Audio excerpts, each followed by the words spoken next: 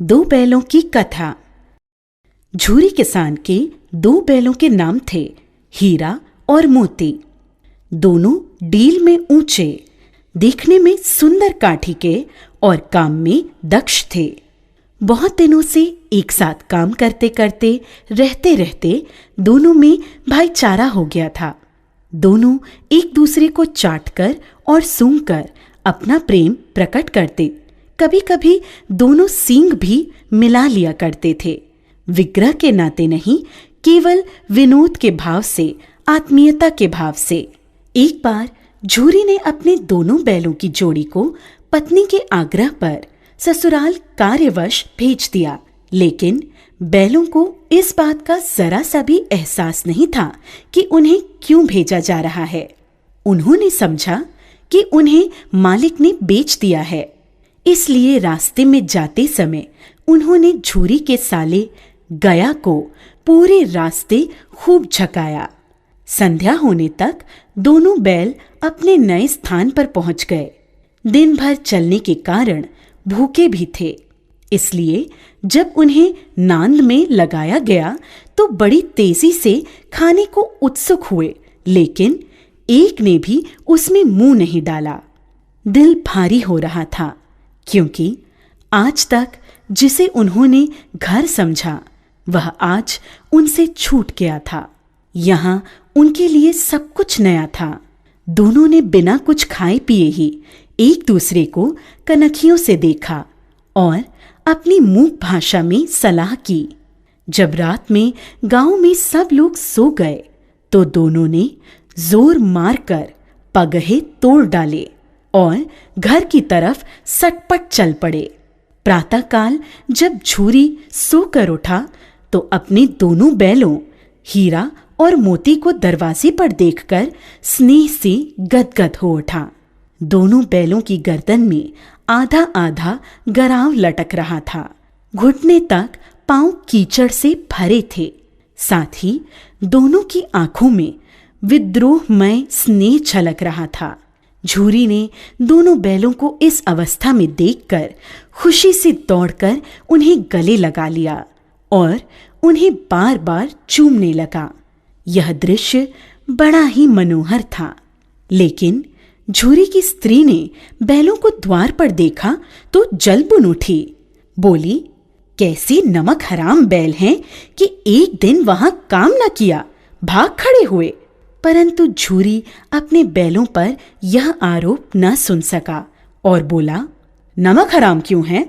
चारा दाना न दिया होगा, तभी तो भाग आए। स्त्री ने रोब के साथ कहा, बस तुम ही तो बैलों को खिलाना जानते हो, और तो सभी पानी पिला पिला कर रखते हैं। झूरी ने पत्नी को चिढ़ाने के ख्याल से कहा, चारा मिलता तो क्यों भागते। दूसरे दिन झूरी का साला गया फिर आ गया और इस बार उसने उन्हें गाड़ी में जोत कर ले गया, जिससे वे उसे रास्ते में परेशान न कर सकें। जबकि 2-4 बार मोती ने गाड़ी को सड़क की खाई में गिराना चाहा, पर हीरा ने संभाल लिया, क्योंकि गाड़ी गिरने पर चोट तो उन्हें ही लगती। हीरा ज्यादा समझदार था। संध्या समय घर पहुंचकर दोनों को मोटी रस्सियों में बांधा गया और कल की शरारत का मजा चकाने के उद्देश्य से उन्हें फिर वही सूखा भूसा दिया गया, जबकि अपने घर के बैलों को खली, चूनी सब कुछ दिया गया। दोनों बैलों का ऐसा अपमान कभी नहीं हुआ था, न ही ऐसा कभी खाने को दिया गया था। दोनों ने नांद की तरफ आंख तक न उठाई। अगली सुबह गया ने दोनों बैलों को हल में जोता, पर दोनों बैलों ने अपनी जगह से न हटने की कसम खा ली थी। वह मारते मारते थक गया, लेकिन उन्होंने वहां से अपने पैरों को टस से मस तक नहीं किया। इस प्रकार हार मानकर गया ने उन्हें नांद पर लाकर बांध दिया। दोनों के सामने आज भी रूखा सूखा भूसा ही डाला गया। दोनों चुपचाप खड़े रहे। घर के लोग अभी भोजन कर ही रहे थे कि एक छोटी सी लड़की घर से 2 रोटियां लेकर निकली और दोनों के मुंह में देकर चली गई। उस रोटी से उनकी भूख तो शांत होने वाली नहीं थी, लेकिन मानो दोनों के हृदय को एक अलग प्रकार की शांति मिली। धीरे धीरे 2-4 दिनों में उस छोटी सी लड़की जो भौरी की थी, जिसकी माँ मर चुकी थी, सौतेली माँ उसे हमेशा मारती रहती थी, से दोनों की आत्मीयता बढ़ गई। दोनों दिन भर जोते जाते, डंडे खाते और शाम को थान पर बांध दिए जाते और रूखा सूखा भूसा डाल दिया जाता। बस रात को वही बालिका लड़की उन्हें रोटियां खिला जाती। उससे उनकी दोस्ती हो गई थी। एक रात दोनों ने वहां से भागने की योजना बनाई।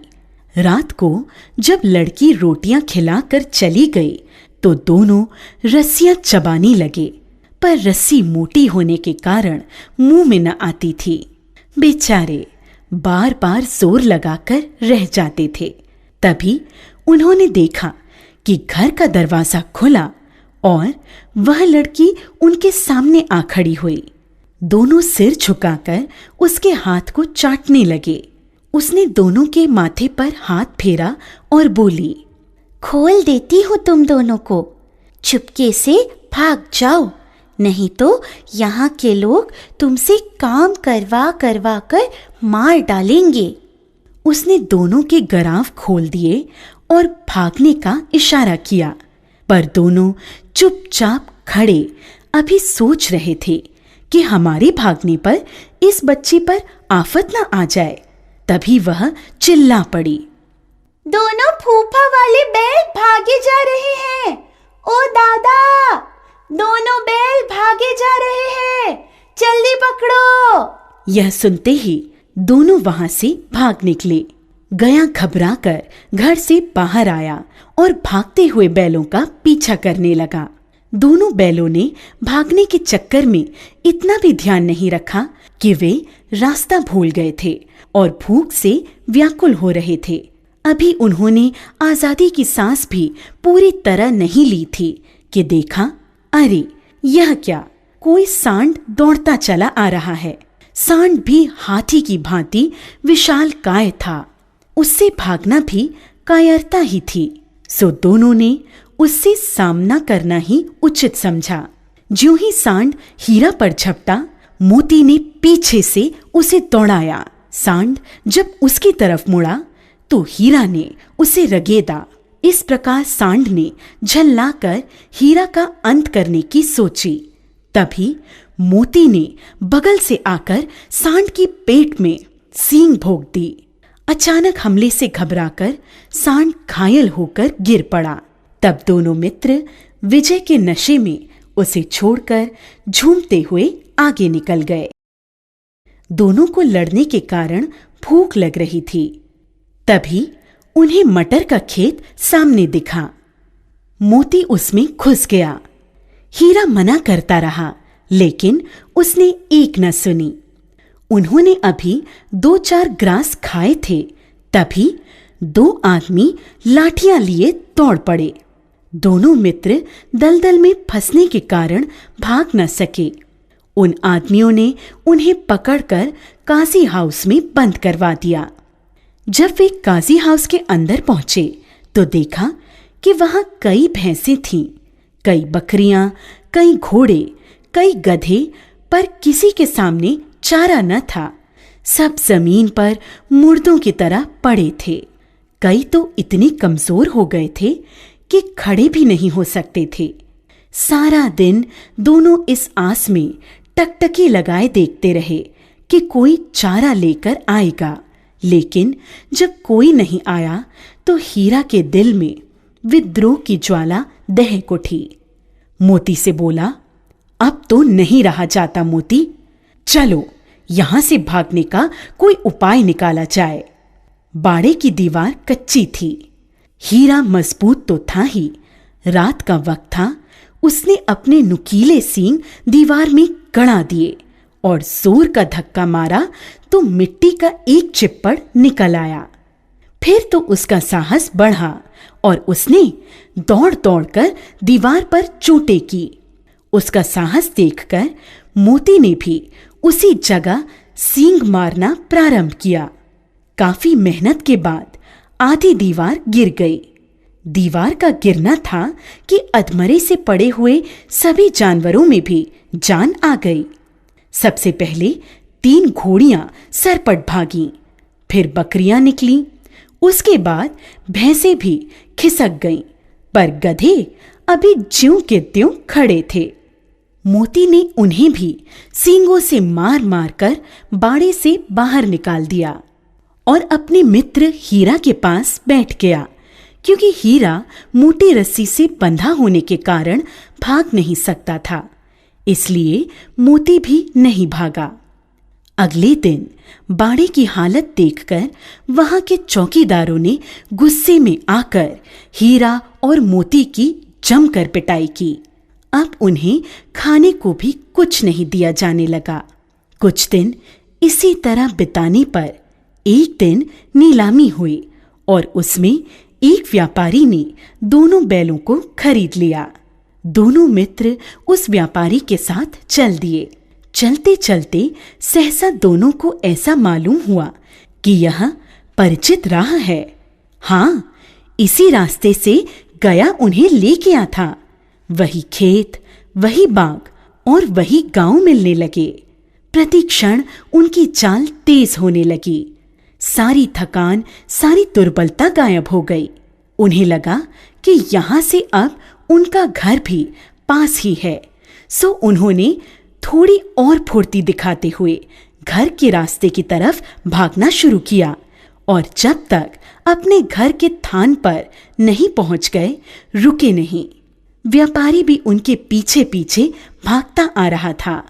झूरी द्वार पर बैठा धूप खा रहा था और अपने बैलों के बारे में ही सोच रहा था। एकाएक उसकी नजर अपने बैलों पर पड़ी। वह खुशी से दौड़कर उनके पास पहुंचा और उन्हें बारी बारी से गले लगाने लगा। दोनों बैलों की आंखों में आनंद के आंसू बहने लगे। एक छुरी का हाथ चाट रहा था तो दूसरा उसका पैर। तभी व्यापारी आ पहुंचा। उसने छुरी से कहा, ये मेरे बैल हैं, मैं इन्हें नीलामी कराकर ला रहा हूं। अभी वह बातें कर ही रहा था कि मोती ने उसकी ओर सींग चलाया। व्यापारी पीछे हटा तो मोती ने उसे दौड़ा लिया और तब तक दौड़ाता रहा जब तक व्यापारी गांव से बाहर नहीं निकल गया। फिर मोती विजयी सूर की भांति वापस स्थान पर अपने मित्र हीरा के पास आ गया। थोड़ी देर में नांदों में खली, भूसा, चोकर और दाना भर दिया गया। दोनों मित्र बड़े चाव से उसे खाने लगे। झूरी खड़ा दोनों को सहला रहा था और उनकी शारीरिक कमजोरी को देखकर मन ही मन व्यथित भी हो रहा था। तभी झूरी की पत्नी ने भी आकर दोनों के माथे चूम लिए। प्रेमचंद।